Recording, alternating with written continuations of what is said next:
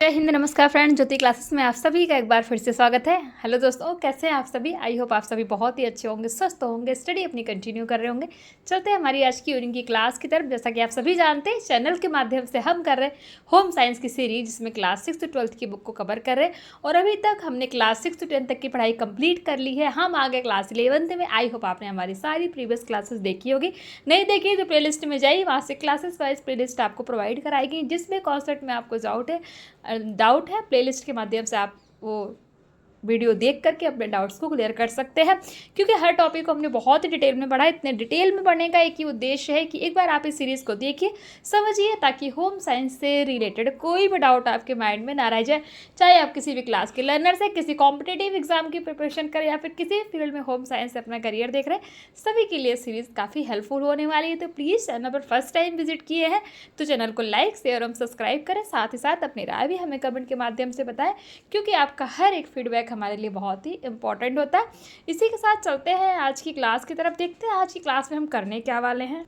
तो चलिए स्टार्ट करते हैं आज की क्लास। आज की क्लास में फ्रेंड्स हम चर्चा करेंगे विशेष आवश्यकताओं वाले बच्चों को किस तरीके से खिलाया जाता है, उनके खिलाने के ऊपर। तो इसको स्टार्ट करने से पहले प्रीवियस क्लास में हमने क्या पढ़ा था, एक बार क्विक रिवीजन कर लेते हैं। तो फ्रेंड्स, प्रीवियस क्लास में हमने विद्यालय पूर्व बच्चे, यानी कि जो 1 से 6 वर्ष तक के बच्चे होते हैं, उनके पोषण, स्वास्थ्य एवं स्वस्थता पर चर्चा की थी। जिसमें हमने विद्यालय पूर्व बच्चों की पोषण संबंधी आवश्यकताएं देखी थी, जिसको ICMR द्वारा विद्यालय पूर्व बच्चों के लिए पोषक तत्व जो उनकी अनुशंसित मात्रा, यानी कि जो उनकी क्वांटिटीज ICMR ने प्रोवाइड कराई है, उनके बारे में हमने देखा था। विद्यालय पूर्व बच्चों को पौष्टिक भोजन देने के लिए दिशा निर्देश, यानी कि क्या गाइडलाइन जो है ICMR के द्वारा दी गई है, उसके बारे में हमने चर्चा की थी। विद्यालय पूर्व बच्चों के लिए संतुलित भोजन के लिए किस तरीके से हमें योजना बनानी चाहिए, उस पर भी हमने चर्चा किया था। साथ ही साथ ICMR द्वारा विद्यालय पूर्व बच्चों के लिए संतुलित आहार, यानी कि बैलेंस डाइट, जो हमारा ICMR है, किस तरह से निर्धारित करता है, जो विद्यालय पूर्व यानी कि जो 1 से 6 साल के बच्चे हैं, उनके लिए इस टॉपिक पे हमने चर्चा की थी। और साथ ही साथ हमने कम लागत वाले अल्पाहार के बारे में भी पढ़ा था। तो ये तो थी हमारी प्रीवियस क्लास। आई होप आपने इस क्लास को देखी होगी। नहीं देखा तो प्लेलिस्ट में जाइए, इजीली आपको क्लास मिल जाएगी। बहुत ही डिटेल में हमने इसको पढ़ा है, तो आप जा करके वहाँ से आप अपने इस कॉन्सेप्ट को क्लियर कर सकते हैं अगर आपको डाउट है तो। ये तो हमारी प्रीवियस क्लास थी। अब चलते हैं आज की क्लास की तरफ कि विशेष आवश्यकताओं वाले बच्चों को खिलाना। तो विशेष आवश्यकता वाले बच्चों को खाना खिलाना एक क्या है, चुनौतीपूर्ण कार्य होता है। इसके लिए निम्नलिखित 3 पहलुओं पर ध्यान देने की आवश्यकता होती है। वो पहलू कौन कौन से हैं? पहला है प्रेक्षण, अर्थात ऑब्जर्वेशंस। दूसरा है भोजन के लिए कौशल का विकास करना, अर्थात डेवलपिंग ईटिंग स्किल्स। और थर्ड जो है लास्ट, विशेष आहार, अर्थात स्पेशल डाइट्स। तो इन पहलुओं पर ध्यान देने की आवश्यकता होती है। किसके लिए? विशेष आवश्यकता वाले बच्चों को खाना खिलाने के लिए। अब इन सबको डिटेल में पढ़ लेते हैं। तो पहला जो हमारा प्रेक्षण अर्थात ऑब्जर्वेशन है, तो भोजन करते समय बच्चों के व्यवहार और प्रगति पर अत्यधिक ध्यान देने की आवश्यकता है। अधिकतर बच्चे खाने के प्रति कम रुचि दिखाते हैं, अतः इनकी रुचि तथा अरुचि को विशेषकर ध्यान में रखना चाहिए। तो इस तरीके से हम करके बच्चे को ऑब्जर्वेशन में रख सकते हैं और देख सकते हैं कि उनको ऐसा खाना प्रोवाइड कराया जाए जिसमें उनकी रुचि भी हो, और साथ ही साथ वो जो खाना वो खा रहे हैं वो संतुलित आहार भी हो। इस तरीके से उनका भोजन तैयार करना चाहिए। तो इस तरीके से आप ऑब्जर्वेशन के माध्यम से भी बच्चों को खाना खिला सकते हैं। दूसरा है भोजन के लिए कौशल का विकास, अर्थात डेवलपिंग ईटिंग स्किल्स। किसी भी अक्षमता से ग्रस्त बच्चा सामान्य बच्चों की तुलना में कम खाता है, यानी कि अगर किसी बच्चे को कोई डिसेबिलिटीज़ है तो उस तरीके का जो बच्चा है तो वो सामान्य बच्चों की तुलना में कम खाता है और अधिक समय लेता है। प्रायः इस प्रकार के बच्चे स्वयं को खिलाने के लिए संघर्ष करते हैं तथा भोजन को इधर उधर गिरा देते हैं। ऐसी स्थिति में सकारात्मक सोच को ध्यान में रखकर उन्हें धैर्यपूर्वक समझाए जाने की आवश्यकता है, जिससे बच्चा बिना डरे शांत भाव से भोजन ग्रहण कर सके। बच्चों को सीखने की प्रक्रिया के दौरान गलती करने पर दंड नहीं देना चाहिए, यानी कि जो हमारे विशेष आवश्यकता वाले अर्थात जो हमारे डिसेबल्ड बच्चे होते हैं, उनको अगर उन्होंने कोई गलती भी कर दी है तो उनको डांटना नहीं, प्यार से समझाना है, क्योंकि वो ऑलरेडी ही वो डरे होते हैं। तो इस तरीके से उनको धैर्यपूर्वक समझाने की आवश्यकता होती है, जिससे बच्चा बिना डरे शांत भाव से भोजन ग्रहण कर सके। बच्चों को सीखने की प्रक्रिया के दौरान गलती करने पर दंड नहीं देना चाहिए, ये हमने देखा। यह भी सुनिश्चित करें कि बच्चा आरामदायक स्थिति में बैठा है या नहीं। यदि बच्चा स्वयं भोजन करना चाहता है तो उसे ऐसा करने से रोकना नहीं चाहिए।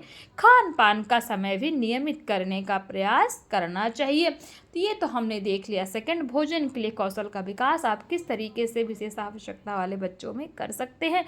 थर्ड और लास्ट हमारा विशेष आहार अर्थात स्पेशल डाइट्स। कुछ असक्षम बच्चों को विशेष आहार की आवश्यकता होती है। शरीर में ऐंठन संबंधी बीमारी से ग्रस्त बच्चों को पतले तरल पदार्थ को गाढ़ा करके दिया जा सकता है, जिससे वे उसे आसानी से निगल सके। आवश्यकता पड़ने पर फीडिंग ट्यूब का प्रयोग भी किया जा सकता है। कुछ अशक्त बच्चों में मोटे होने की प्रवृत्ति होती है, जिसके कारण उन्हें भोजन करने में परेशानी होती है। स्वादहीनता रोग अर्थात जो ऑटिज्म होता है, तो ऑटिज्म से पीड़ित बच्चे में स्वाद अथवा गंध की इंद्रियां परिवर्तित होती हैं, जिसके कारण भोजन ग्रहण करने के उनके गुण पर दुष्प्रभाव पड़ता है।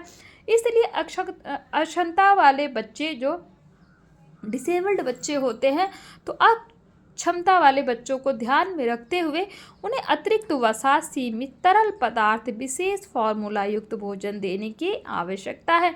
कुछ खाद्य पदार्थों से विशेष आवश्यकता वाले बच्चों को एलर्जी होती है, इसीलिए उन्हें नहीं देना चाहिए। तो ये तो हमने देख लिया कि जो हमारे स्पेशल चाइल्ड हम जिसको बोलते हैं, तो स्पेशल चाइल्ड के लिए अर्थात विशेष आवश्यकता वाले बच्चों को हम किस तरीके से खिला सकते हैं, किस तरीके से उनको खाने में उनकी रुचि हम डेवलप कर सकते हैं, उसके बारे में हमने चर्चा की। अब जो देख लेते हैं, ये देखिए एक चार्ट है। तो विद्यालय पूर्व बच्चों के लिए प्रतिरक्षण कार्यक्रम, तो बच्चे की उम्र 15 से 18 माह और टीका, तो 15 से 18 माह का जो बच्चा होता है उसको MMR अर्थात खसरा, कनपेड़ा और रूबेला, ये किसका टीका है? खसरा, कनपेड़ा एवं रूबेला का। तो 15 से 18 महीने के बच्चे को ये टीका लगवाना चाहिए। दूसरा है 16 महीने से लेकर 2 वर्ष का जो बच्चा होता है उसको कौन सा टीका देना चाहिए? तो DPT OPV अर्थात बूस्टर खुराक जो होता है वो उसको देना चाहिए 16 से 2 वर्ष तक के बच्चे के लिए। अब अगर बच्चा 2 वर्ष का हो गया तो कौन सा टीका उसको दिया जाता है? तो टाइफाइड का टीका दिया जाता है 2 वर्ष की एज में बच्चे को।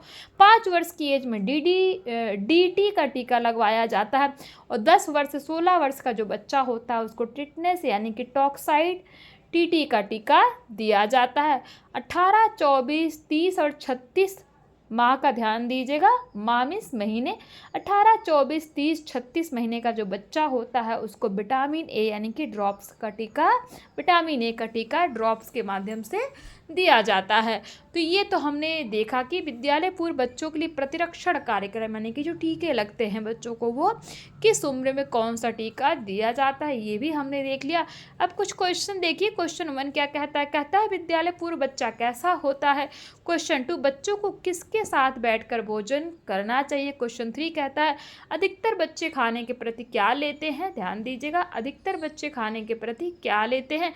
और क्वेश्चन 4 कहता है बच्चे को टाइफाइड का टीका किस वर्ष में दिया जाता है। आप बता सकते हैं, अभी जस्ट ही हमने टाइफाइड का बारे में पढ़ा।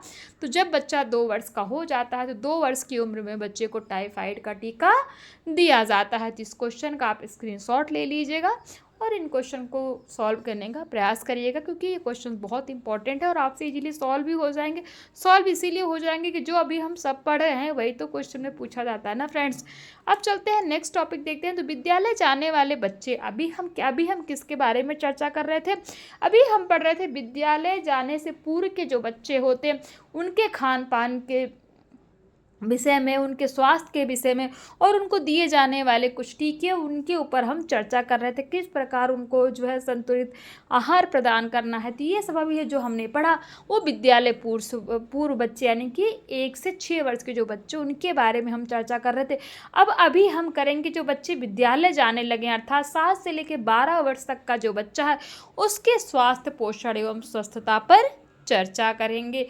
तो देखते हैं विद्यालय जाने वाले बच्चे संचारी रोग से ज़्यादा प्रभावित नहीं होते। संचारी अर्थात जो संक्रामक रोग, जो फैलने वाले रोग होते हैं, वो ज़्यादा उनसे प्रभावित नहीं होते, क्योंकि इस उम्र में बच्चा शारीरिक और मानसिक रूप से मजबूत हो जाता है। इन बच्चों के शरीर में धीरे धीरे परिवर्तन होने लगता है।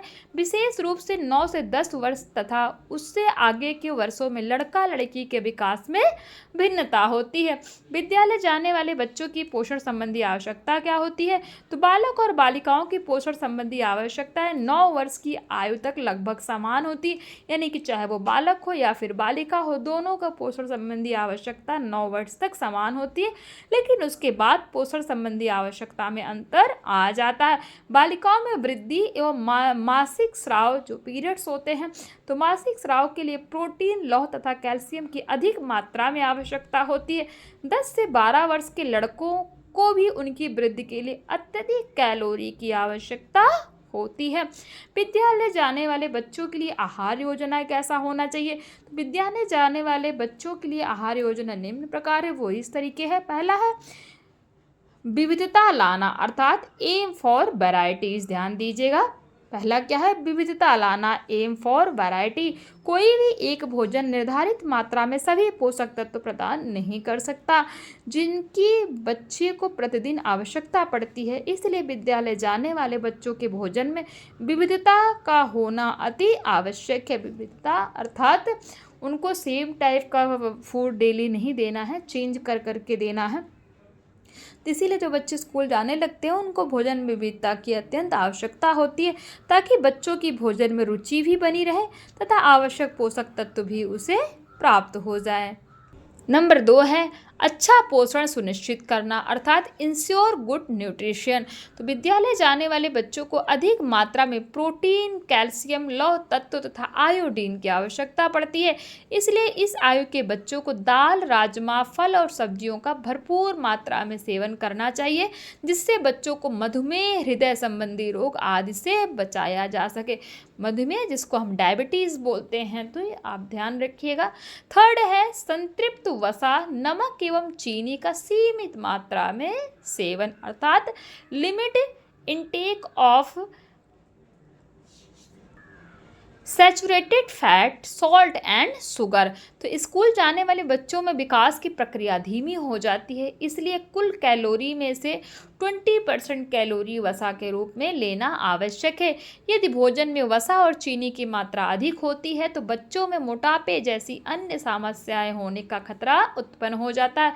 अधिक सोडियम की मात्रा से बच्चों में रक्त दाब की समस्या बढ़ सकती है, जिसके कारण लकवा, गुर्दा एवं हृदय की बीमारियों का खतरा बढ़ जाता है। इसीलिए बहुत ज़्यादा ये भी हमें इंश्योर करना है कि बच्चों को बहुत ज़्यादा सोडियम अर्थात नमक भी नहीं खाना चाहिए। चौथा है सुबह का नाश्ता, अर्थात इंश्योर ईटिंग ब्रेकफास्ट। नाश्ता एक विशेष उपहार है, क्योंकि सुबह का नाश्ता ना खाने से बच्चों के शारीरिक और मानसिक कार्य निष्पादन में नकारात्मक प्रभाव पड़ता है तथा जरूरी एवं पोषक तत्व की क्षति होती है। ध्यान दीजिए, तथा जरूरी एवं पोषक तत्व की क्षति होती है, जिसे शेष दिन में पूरी नहीं की जा सकती। सुबह का नाश्ता प्रोटीन और ऊर्जा से भरपूर होना चाहिए। नंबर 5 है भोजन बनाने की योजना में बच्चों को शामिल करना, अर्थात involve children in meal planning. बच्चे जैसे जैसे बड़े होते जाते हैं, बच्चों के बड़े होने पर उनके खाने की योजना बनाते समय उनको शामिल करना चाहिए। इससे बच्चों की रुचि और अरुचि का पता लगाया जा सकता है। तो ये तो हमने देख लिया कि स्कूल जाने वाले बच्चों के लिए आहार योजना किस प्रकार से हम तैयार कर सकते हैं। आई होप ये पॉइंट्स आपको समझ में आए होंगे। अब देख लेते हैं ICMR द्वारा विद्यालयी बच्चों के लिए संतुलित आहार। अभी हमने क्या देखा था ICMR के द्वारा, अर्थात Indian council of medical research, ICMR। बार बार मैं बोल रही हूँ, पहले भी आपको बताया था। तो ICMR का फुल फॉर्म क्या है? Indian council of medical research. तो जो हमारा Indian council of medical research है, उसके द्वारा विद्यालयी बच्चों के लिए संतुलित आहार कैसा होना चाहिए देख लेते हैं। इसके पहले हमने जो है ICMR के द्वारा संतुलित आहार विद्यालय पूर्व यानी कि जो 1 से 6 वर्ष का बच्चा है उसके लिए किस प्रकार का बैलेंस डाइट हमें तैयार करना चाहिए, वो हमने देखा था। अब हम देख रहे हैं जो बच्चा 7 से लेकर 12 वर्ष तक का है, अर्थात जो बच्चे स्कूल जाने वाले हैं, तो उनका बैलेंस डाइट कैसा होना चाहिए थी। देखिए, खाद्य वर्ग है और मात्रा है। तो जो ध्यान दीजिएगा, 7 से 9 वर्ष का जो लड़का है उसको नंबर 1 है अनाज एवं मिलेट्स। अनाज एवं मिलेट्स कितना देना चाहिए, ध्यान दीजिएगा, 270 ग्राम। कितना, 270 ग्राम जो है उसको अनाज एवं मिलेट्स देना चाहिए। किसको, 7 से 9 वर्ष के लड़के को, और लड़की को भी 270 ग्राम ही अनाज देने चाहिए। दूसरा है दालें एवं फलियों की मात्रा कितनी होनी चाहिए, तो ध्यान दीजिएगा, दालें एवं फलियों की मात्रा एक 7 से 9 वर्ष के लड़के के लिए कितनी होगी, 60, और लड़की के लिए भी 60 ही होगी। और दुग्ध एवं उनके उत्पाद, यानी कि जो हमारे दूध हो गए, फिर उनसे बने जो प्रोडक्ट होते हैं, तो 7 से 9 वर्ष के बच्चे के लिए 500 ग्राम जो है डेली की आवश्यकता होती है, दूध एवं उससे बने जो आपके उत्पाद होते हैं। और लड़कियों के लिए भी, यानी कि जो लड़की 7 से 9 वर्ष की है उसके लिए भी 500 ग्राम ही आवश्यकता है। फल तथा सब्जियों में जैसे जड़ एवं कंद वाले सब्जी हो गई, जैसे आपका बीट रूट हो गया है, ये शकरकंदी हो गई, फिर आपका कैरेट हो गया, तो ये जो है 100 ग्राम एक 7 से 9 वर्ष के लड़के की आवश्यकता होती है, और 100 ग्राम ही 7 से 9 वर्ष की लड़कियों को भी आवश्यकता होती है। 3 चीज़ों का ध्यान दीजिएगा। फिर हरे पत्ते वाली सब्जियां तो 100 ग्राम और एक लड़के के लिए, और लड़की के लिए कितना चाहिए, 100 ग्राम ही। अन्य सब्जियां तो भी 100 ग्राम। मतलब ये देखिए, यहाँ तक जितना एक लड़के को चाहिए, जो अगर बच्चा जो है 7 से 9 वर्ष का है, तो सेम टू सेम लड़के और लड़कियों में, जैसे हमने ऊपर पढ़ा था ना कि जब बच्चे जो है 9 वर्ष तक के जो लड़की और लड़कियां होते हैं उनमें जो है पोषक तत्व की मात्रा समान होती है, बट उसके बाद जो है चेंज किया जाता है। तो आप इस चार्ट में देख सकते हैं उसी के हिसाब से कि जो 7 से 9 वर्ष के लड़का हो या लड़की हो, सबको सेम मात्रा में ही जो क्या है बैलेंस डाइट, संतुलित आहार चाहिए। तो ये आपने चार्ट के माध्यम से देख लिया, समझ में भी आ गया होगा आपको। अब देख लेते हैं विद्यालय पूर्व बच्चे एवं विद्यालय जाने वाले बच्चों की आहार मात्रा को प्रभावित करने वाले कारक कौन कौन से हैं। तो विद्यालय पूर्व बच्चे एवं विद्यालय जाने वाले बच्चों की आहार मात्रा को प्रभावित करने वाले कारक निम्नलिखित है। नंबर 1 है पारिवारिक वातावरण, अर्थात फैमिली इन्वायरमेंट। जो माता पिता बच्चों के पालन पोषण के लिए सकारात्मक तरीके का प्रयोग करते हैं वे बच्चे के समग्र विकास को प्रोत्साहित करते हैं। सामान्यतः माता पिता अपने स्कूल जाने वाले बच्चों का आहार संबंधी मार्गदर्शन करते हैं तथा उनके आहार पैटर्न को सुनिश्चित करते हैं। इसीलिए माता पिता के लिए पोषण संबंधी उचित ज्ञान होना आवश्यक है, जो बच्चे के लिए उचित आहार संबंधी योजना बनाने में सहायक हो सकेगा। सुखद और आरामदायक वातावरण में साथ साथ खाना, अच्छी भोजन की आदतें एवं पोषक तत्व को ग्रहण करने के लिए उपयुक्त होता है। नंबर 2 है संचार माध्यम अर्थात मीडिया। तो बच्चों पर टीवी, विज्ञापन और उनके लोकप्रिय फिल्मी कलाकार का गहरा प्रभाव पड़ता है।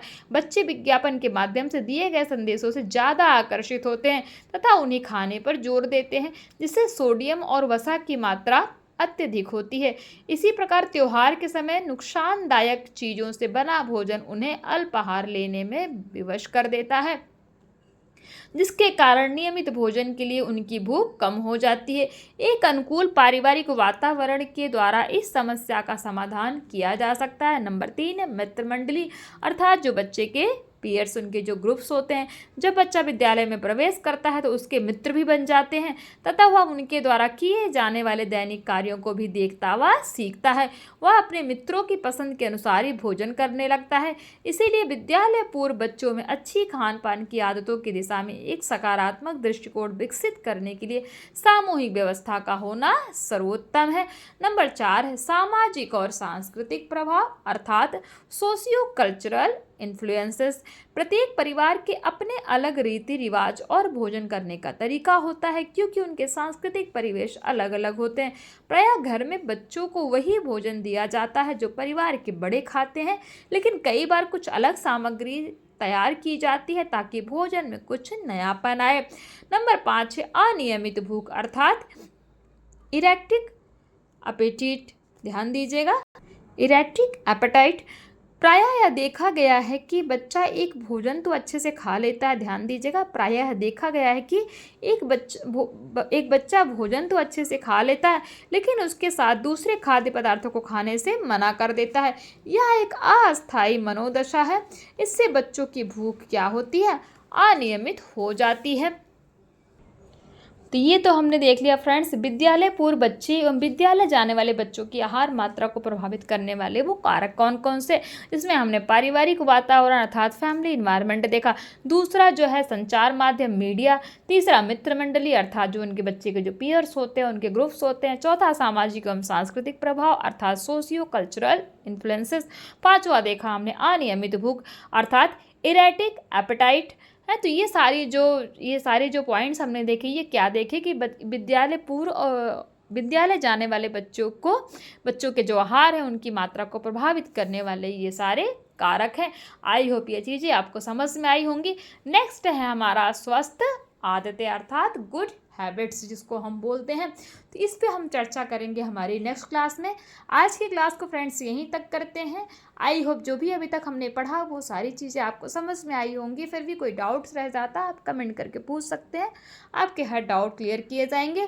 तो आज की क्लास को यहीं तक रखते हैं, मिलते हैं हमारी नेक्स्ट क्लास में। तब तक के लिए जय हिंद, नमस्कार। हंसते रहिए, मुस्कुराते रहिए, एक दूसरे की हेल्प करते रहिए। और हाँ फ्रेंड्स, अगर कॉन्सेप्ट समझ में आ रहा है, पढ़ने में मज़ा आ रहा है, तो जाते जाते चैनल को सब्सक्राइब करके बेल आइकन प्रेस करके अवश्य जाइए।